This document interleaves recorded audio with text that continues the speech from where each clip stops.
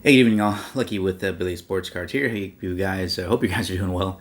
I want to take a minute or two to kind of give, I guess, my thoughts on the whole Fanatics, new contract with Topps basically not meeting the bid and basically losing the Major League Baseball deal here in a couple of years.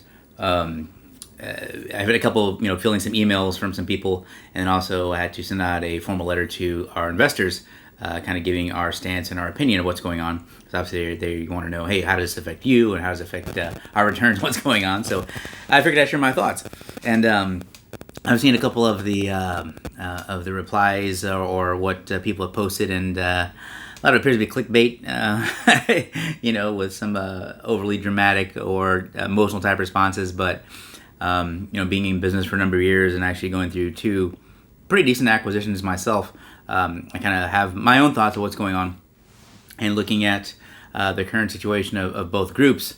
Like I said, I just want to kind of give my thoughts of what I foresee to happen. So what you have here is a large company, basically not being absorbed or acquired, but basically, if you will, their whole operations are being taken over by a larger company. Both companies successful, right? So Fanatics in a couple of years will have the option of either hiring and putting into place an entire, basically fully operational type of trading card production staff with photographers, printers, marketing people, licensing people, artwork design. I mean, you name it, right? The whole smash, right? They can start from scratch and basically go with, a Fanatics baseball card, or they can simply, within the next coming years, work out a deal to acquire Topps and basically have the Topps division of Fanatics basically continue to produce trading cards, baseball cards in this instance. And so, like I said, you have to look at the operational piece, right? There's one, and then plus you have to look at the marketing piece in terms of what's lost or gained by name brand.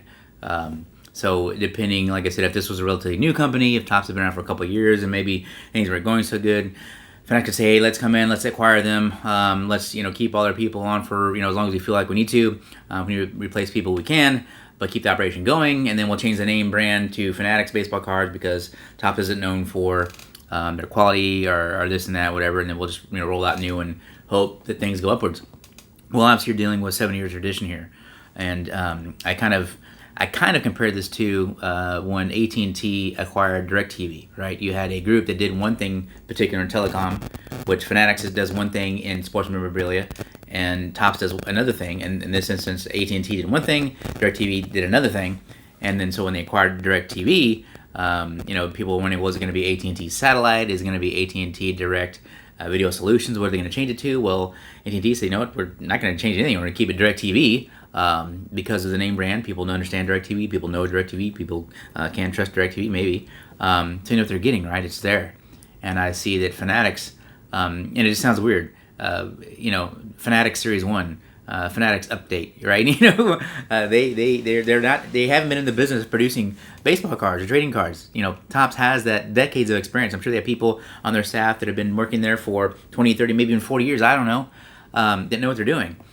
So I fully expect that when Fanatics takes over the complete licensing, that by that time that a deal is worked out with Topps, and basically in 2026 you will see Topps Series 1, Topps Series 2, Topps Update. I think you may see some changes in the lineup, but I don't think the Topps name won't go away. All right, they're not just going to throw away 70 years of name brand equity, and basically Topps being really part of Americana when it comes down to it, right? I don't think the people at Fanatics would be that dumb. They know what they're doing, right? They've started. They run a very successful business that's growing very rapidly to basically now to the for good for bad or for worse, the king or the head honcho of really a kind of all of sports memorabilia now, if you will. Yeah, I mean, like I said, from us the consumers, I think you'll see a price increase on product, but I'm not saying that's I'm not saying that's a bad thing. I think that it'll give an opportunity for them to improve on maybe some of Topps shortcomings. But I think that when it comes down to it, the hobby enthusiast will not really see a overall change in terms of what to expect in terms of card lineups, in terms of photography, in terms of release of product. I think a lot of that will really pretty much stay the same. The Topps name isn't going to go anywhere. And I think that a lot of the people at Topps, day-to-day operation will still be there, right? Obviously, the partners or the CEOs of those companies will change and go away, and maybe they'll be kept on as the president of Topps, that division. But like I said, I think overall, when it comes down to me and you, the hobby enthusiasts, when we look at that baseball card, we won't see much of a difference. We won't notice really anything. But outside, like I said, of a price increase, maybe, I think when it comes down to it, hey, we'll continue to do our thing, and hopefully Fanatics, like I said, will be able to make up for some of the shortcomings that Topps has had over the past couple of years. But I think all in all, it's just business. Things happen. And I think that this is just the way things go sometimes. So that's it. Those are my 2 cents. Maybe it might be worth a penny to you, but that's what I foresee happening. I'd like to hear your comments, your thoughts, good or bad. Hey, like I said, I'm pretty thick-skinned, but like I said, I've been doing this for a long time, and I said going through a couple acquisitions myself with some different groups, and like I said, kind of looking into the history of both companies, and really, thinking about if I'm Fanatics, what do I do? Like I said, do I want to start from scratch and build this whole thing internally, or do I just want to say, hey, we'll acquire this, kind of pick up where we left off and carry it on?